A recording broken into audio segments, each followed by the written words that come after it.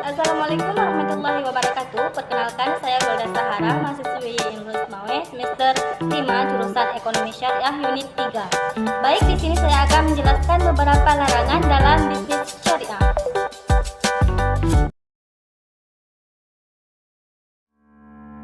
Hukum bisnis syariah adalah segala usaha manusia dalam memenuhi kebutuhan hidup berupa aktivitas produksi, distribusi, konsumsi, dan perdagangan baik berupa barang maupun jasa yang sesuai dengan aturan-aturan dan hukum-hukum Allah yang terdapat dalam Al-Quran dan As-Sunnah. Dalam berbisnis, terdapat etika-etika yang harus diperhatikan dalam menjalankan sebuah bisnis. Dalam etika bisnis, terdapat larangan-larangan yang harus dihindari agar bisnis yang dijalankan bernilai ibadah di hadapan Allah SWT dan tidak merugikan diri sendiri maupun orang lain. Larangan-larangan berbisnis dalam Islam diantaranya sebagai berikut.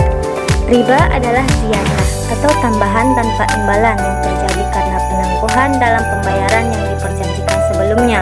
Riba dapat terjadi pada dua jenis. Yang pertama, riba nasiah atau riba qard, yang merupakan tambahan pada transaksi pinjam-meminjam yang dipersyaratkan, seperti bunga simpanan dan pinjaman bank konvensional. Yang kedua, riba fad atau riba bunyu, yang merupakan pertukaran barang ribawi sejenis yang berbeda kualitas, kuantitas, dan waktu penyerahannya, seperti pertukaran uang 100.000 satu lembar dengan uang 10.000 11 lembar. Selisih 10.000 masuk kategori riba. Dalil larangan riba termaktub dalam Quran Surah Al-Baqarah ayat 275 yang artinya, dan Allah menghalalkan jual beli dan mengharamkan riba. Haram zatnya, yaitu segala bentuk usaha yang berkaitan dengan sesuatu yang telah jelas keharaman zatnya, barang atau jasa, maka hukum bisnis tersebut menjadi haram, seperti jual beli babi, narkoba, bangkai, dan benda-benda lain yang diharamkan. Maisir merupakan taruhan atau mengadu nasib, yaitu setiap permainan yang menempatkan salah satu pihak harus menanggung beban pihak lain akibat permainan tersebut, seperti praktek judi atau transaksi forex.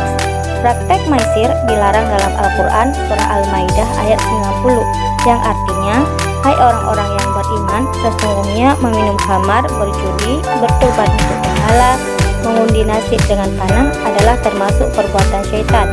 Maka jauhilah perbuatan-perbuatan ini agar kamu mendapatkan keberuntungan. Gharar adalah ketidakjelasan atau ketidakpastian dalam hal kualitas, kuantitas, harga, dan waktu penyerahan barang. Suatu transaksi yang mengakibatkan salah satu pihak dirugikan, seperti jual beli ijon. Larangan gharar sebagaimana sabda Rasulullah SAW dari Abu Hurairah radhiyallahu an, yang artinya Rasulullah SAW melarang jual beli al-hasah dan jual beli gharar. Hadis riwayat Bukhari dan Muslim. Rishwah atau suap menyuap adalah memberi sesuatu kepada pihak lain untuk mendapatkan sesuatu yang bukan haknya, seperti menyuap untuk bisa kerja di suatu lembaga. Hadis Rasulullah SAW dari Abdullah bin Amr, dia berkata, Rasulullah bersabda, laknat Allah kepada pemberi suap dan penerima suap. Hadis riwayat Ahmad.